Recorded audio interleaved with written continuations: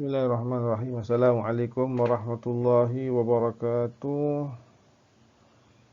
Selamat kita bertemu lagi para pelajar sekalian. Alhamdulillah.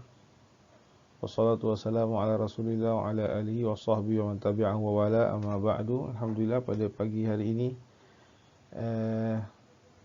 kita akan pelajari sejarah Rasulullah SAW, iaitu pada muka surat 201 hingga 204 dengan tajuk penyebaran agama Islam di kota suci Madinah Al-Munawwarah. Mari kita kenali keadaan demografi kota Madinah ketika zaman Nabi SAW. Baik.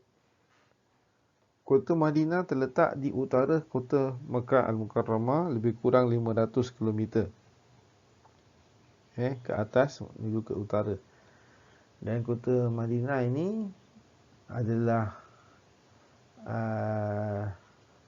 kota yang didiami atau diduduki oleh kabilah Arab dan kaum Yahudi. Dan nama kabilah Arab di sini yang terkenal adalah Aus dan Khazraj, dan nama kaum Yahudi yang terdapat di sana ketika itu adalah Bani Qainuqa, Bani Qurayzah dan Bani An-Nadir. Baik, kota Madinah atau nama dia Yathrib, nama lama Madinah, terletak di utara Mekah yang mana tanahnya amat subur. Disebabkan itu ramai penduduk Madinah atau Yathrib ketika itu bekerja sebagai petani di ladang-ladang dan buruh, dan penguasa buah-buahan, khususnya buah-buah kurma dan buah-buah anggur. Keadaan sosiopolitik ketika itu, orang-orang Arab Aus dan Khazraj saling bermusuhan sejak zaman dahulu sekali, dan mereka bila bermusuhan, mereka memerlukan bantuan luar bagi menguatkan kedudukan kabilah mereka agar mereka dapat bertahan di Madinah. Dan orang-orang Yahudi hidup dalam keadaan kaya raya ketika itu, dalam mewah hasil perdagangan mereka. Ini keadaan orang-orang Yahudi ketika itu. Baik. Seterusnya,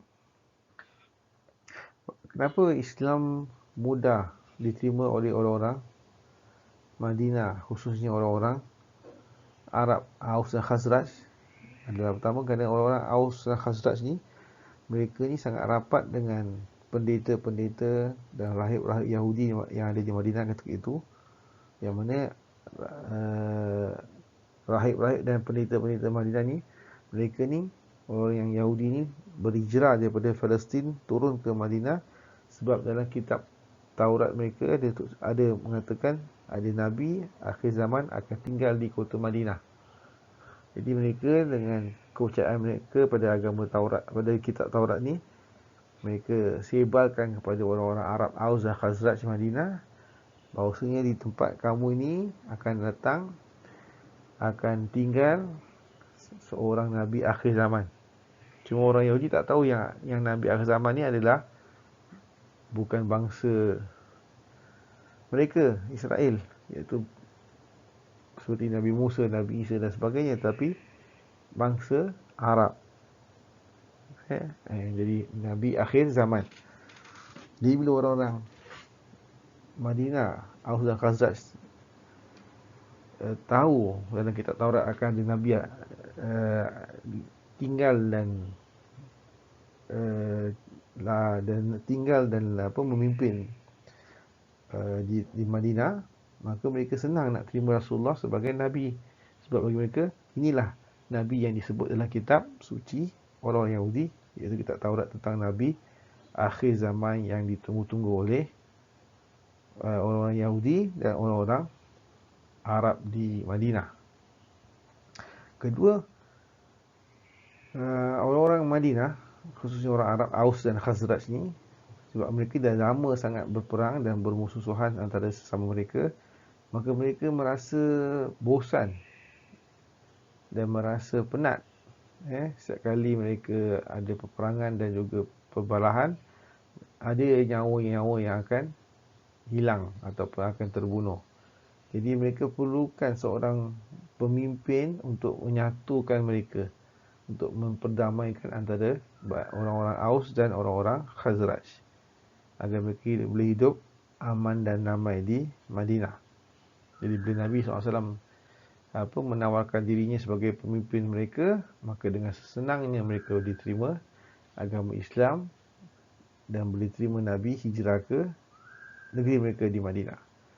Ketika sumber ekonomi penduduk Madinah tidak terjejas dengan penghijrahan Nabi ke Madinah, sebab mereka tidak ada masalah dengan orang-orang Arab bangsa lain yang berurusan ekonomi dengan mereka. Tidak ada penghalangan, tidak ada kata sanction ataupun sekatan-sekatan ekonomi. Sebab mereka tidak ada permusuhan dengan mana-mana bangsa Arab yang tinggal di luar Madinah untuk berniaga dengan orang-orang Madinah, khususnya dalam buah-buahan kurma ataupun anggur dan sebagainya. Yang mana Madinah kita tahu adalah negeri yang amat subur untuk ditanam apa saja jenis tanaman dan buah-buahan untuk dijadikan sebagai sumber ekonomi penduduk Madinah. Baik, seterusnya bila Nabi SAW nak hijrah tu, maka kerja-kerja awal Nabi adalah antara kita lihat bila Nabi SAW keluar dari Gua Saur bersama sahabatnya yang terdekat, Sayyidina Abu Bakar Siddiq. Mereka ni dibawa oleh seorang pentunjuk jalan yang bernama Abdullah bin Uraiqid, yang jadi sebagai desert guide lah, tour guide, bawa Nabi jalan sambung daripada Gua Hira masuk ke tepi laut, pesisiran Laut Merah, iaitu di tepi pantai, untuk elakkan daripada musuh-musuh Nabi, iaitu orang musyrikin Mekah, dapat track atau jejak Nabi. Sebab jalan laut ni orang-orang Mekah musyrikin tak pernah jalan, untuk mereka berpindah ataupun melakukan musafir, tak pernah. Jadi Nabi jalan tempat yang orang tak pernah jalan, untuk elakkan daripada dikejar ataupun diekori oleh orang-orang musyrikin Mekah yang nak membunuh Nabi dan juga Sayyidina Abu Bakar. Dia jalan kat tepi laut, pesisiran Laut Merah, dan terus masuk ke kota Madinah. Bila sampai di pintu masuk kota Madinah, Nabi singgah di satu tempat nama dia Quba. Daerah Quba ni lebih kurang 2-3 kilometer daripada pusat bandar Madinah sekarang ni. Nabi singgah situ, tinggal kat situ 4 hari 4 malam. Nabi rehat dulu, dan Nabi mendirikan masjid yang pertama dalam sejarah Islam, dinamakan Masjid Quba. Masjid Quba ni Nabi kata kalau siapa sembahyang Masjid Quba pada waktu siang hari, khususnya waktu duha, dia dapat pahala macam satu umrah. Tu dia, satu umrah. Jadi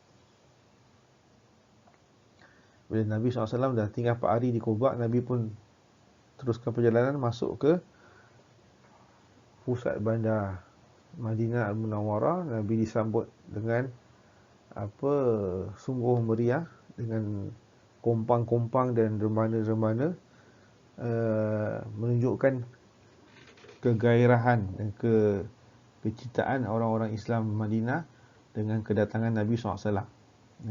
Lihat orang luar daripada Mekah lebih cinta, lebih sayang, lebih appreciate Nabi daripada orang Mekah yang bangsa Nabi sendiri. Tapi itu biasalah. Jadi Nabi sangat gembira dengan sambutan yang meriah sampai di tempat Madinah. Unta Nabi Al-Qaswah ni direbut oleh ketua-ketua kabilah Aus dan Khazraj untuk tinggal di rumah mereka sebagai satu penghormatan. Tapi Nabi katakan kepada mereka, biarkan unta aku ni Al-Qaswa, dia cari mana tempat yang dia nak duduk, situlah aku akan tinggal. Akhirnya unta Nabi berhenti di depan rumah seorang sahabat Nabi yang bernama Abu Ayyub Al-Ansari, seorang penduduk Ansar iaitu Madinah. Dan situ Nabi tinggal untuk beberapa ketika. Lepas tu Nabi mendirikan Masjid Nabawi dan mendirikan solat Jumaat yang pertama di kota Madinah ketika itu. Itu dia. Ini dia. Kemudian kerja-kerja pertama yang Nabi buat ketika sampai di Madinah, selain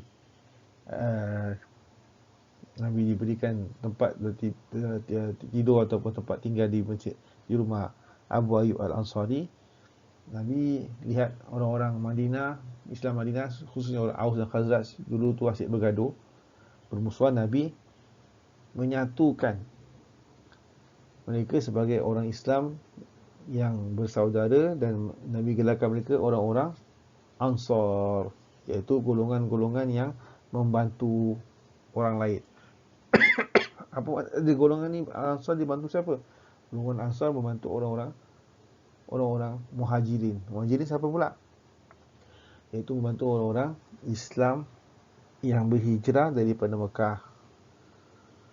Jadi orang-orang Aus Khazraj ni Nabi kasih satu gelaran yang sangat baik, sangat cantik, dinamakan golongan Al-Ansar. Kedua, Nabi mempersaudarakan antara orang Madinah dan orang Mekah sebagai satu umat Islam. Nabi saudarakan antara orang Islam Madinah dengan orang Islam Mekah sebagai saudara mara mereka sendiri, sebagai saudara kandung. Maknanya satu orang Mekah dengan satu orang Madinah tinggal satu rumah.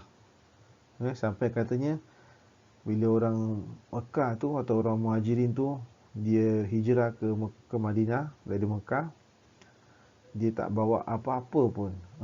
Orang-orang Madinah ni Ansar, dia kasih tempat tinggal, kasih kerja, dia kasih duit dan sebagainya. Sampai dia satu peringkat to the extent orang Madinah ni ada banyak isteri dia ceraikan, salah satunya disuruh kahwin dengan orang Muhajirin yang tak ada isteri ni, sebab isteri dia tak nak ikut hijrah, isteri dia masih lagi agama lama, musyrikin Mekah.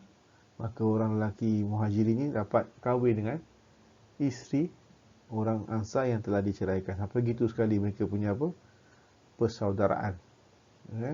Mereka betul-betul tolong, bantu orang-orang Muhajirin yang datang daripada Mekah.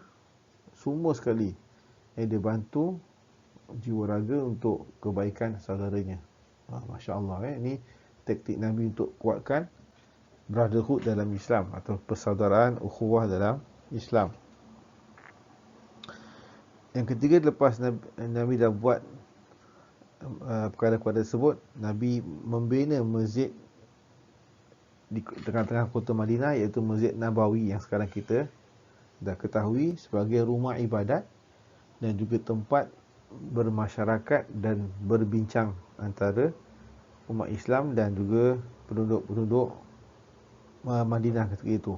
Maksudnya bila ada orang-orang ada urusan negara pun, ada urusan dunia, di masjid juga mereka datang nak jumpa dengan Nabi, nak berbincang tentang urusan yang selain pada hal ehwal agama Islam. Urusan lain pun mereka boleh jumpa. Maknanya orang Yahudi pun masuk masjid jumpa Nabi ada urusan, atau orang agama lain pun masuk. Dia pernah diceritakan orang-orang ketua-ketua agama Kristian Arab yang datang daripada Najran, iaitu di selatan Arab Saudi sekarang, Najran. Dulunya Kristian banyak di situ. Orang-orang Arab Kristian, mereka datang jumpa Nabi, masuk dalam masjid Nabi, mereka tidur di sebahagian sebelah sebahagian Masjid Nabawi untuk mereka berdialog. Ada dipanggil sekarang tu interfaith dialog. Berdialog tentang agama Kristian dan Islam.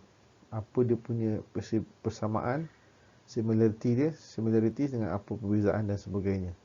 Nabi berbincang ataupun berhujah dalam masjid.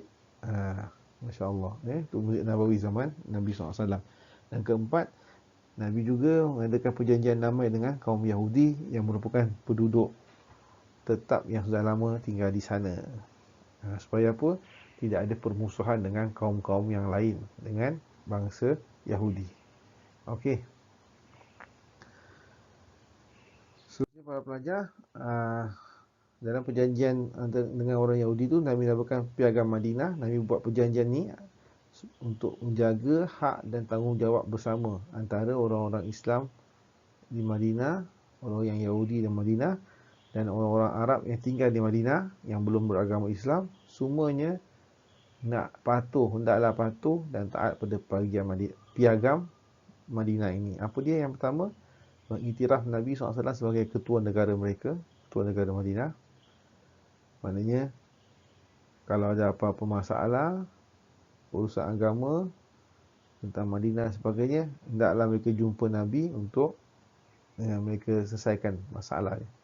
Walaupun urusan tu urusan dunia pun, Nabi akan buat keputusan dan Nabi akan buat secara profesional, tidak ada berpihak pada siapa-siapa. Walaupun Nabi orang Islam, kalau ada orang Islam salah, ada buat kezaliman kepada orang yang bukan Islam, khususnya orang Yahudi dan orang Arab yang bukan Islam di Madinah, Nabi akan hukum orang Islam tu.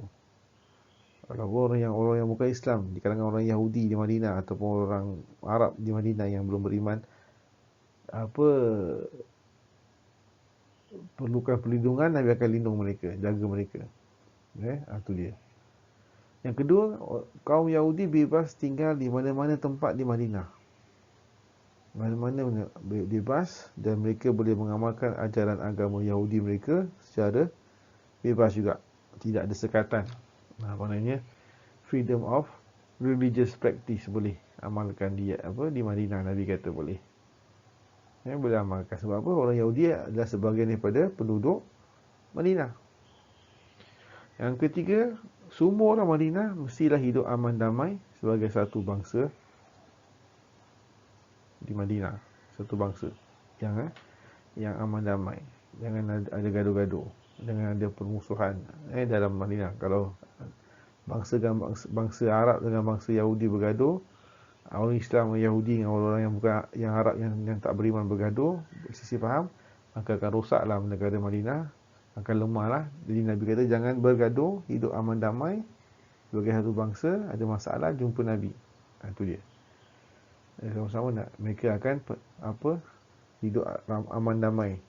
Yang keempat, penduduk Madinah semua, sama ada Islam maupun bukan Islam, harus sama-sama mempertahankan negara Madinah jika diserang oleh musuh dari luar. Pertahankan Madinah. Sebab apa? Madinah adalah negara mereka, tanah air mereka. Jadi semua penduduk Madinah, Arab ke, Yahudi ke, Islam ke, bukan Islam ke, sama-sama kena pertahankan. Ini macam mana kita dekat negeri kita lah. Semua orang pertahankan Singapura. Bila nanti ada perang, katakan ada perang kat Singapura, semua rakyat Singapura akan pertahankan Singapura. Sama juga Nabi di Madinah. Zaman Nabi dah buat macam inilah. Macam NS, tapi bukan NS lah. Semua rakyat Madinah, tak kira apa bangsa, apa agama, semua kena sama-sama protect dan secure Madinah ketika itu. Dan yang kelima, keselamatan penduduk Yahudi akan terjamin dan akan aman selagi mana orang-orang Yahudi ini taat kepada perjanjian piagam Madinah ini. Maknanya mereka akui dan iktiraf Nabi sebagai ketua negara mereka dan ketua negara mereka, dan mereka tahu mereka juga Yahudi kena sama-sama hidup sebagai satu bangsa di Madinah. Tidak ada permusuhan antara bangsa lain, dan mereka harus sama-sama pertahankan negara Madinah daripada serangan-serangan musuh. Selagi mana mereka Yahudi ni tinggal ikut peraturan ini, selagi itu mereka boleh tinggal kat Madinah selama-lamanya dan mereka akan selamat, tidak ada gangguan. Tapi kalau mereka langgar, maka Nabi tak akan kasih apa-apa jaminan. Mungkin mereka akan dihalau keluar. Inilah sikit sebanyak tentang sejarah topik kita pada hari ini. Diharap para pelajar dapat memahami dengan lebih baik. Saya harap dapat jawab soalan-soalan ni dan hantarkan jawapan anda selewatnya pada Jumaat hadapan jam 8 malam. Sekian, kita jumpa lagi minggu depan. InsyaAllah akan adakan Zoom pada minggu depan jam 4 petang hingga 5.30 petang pada tarikh 5 September. Sekian, Assalamualaikum warahmatullahi wabarakatuh.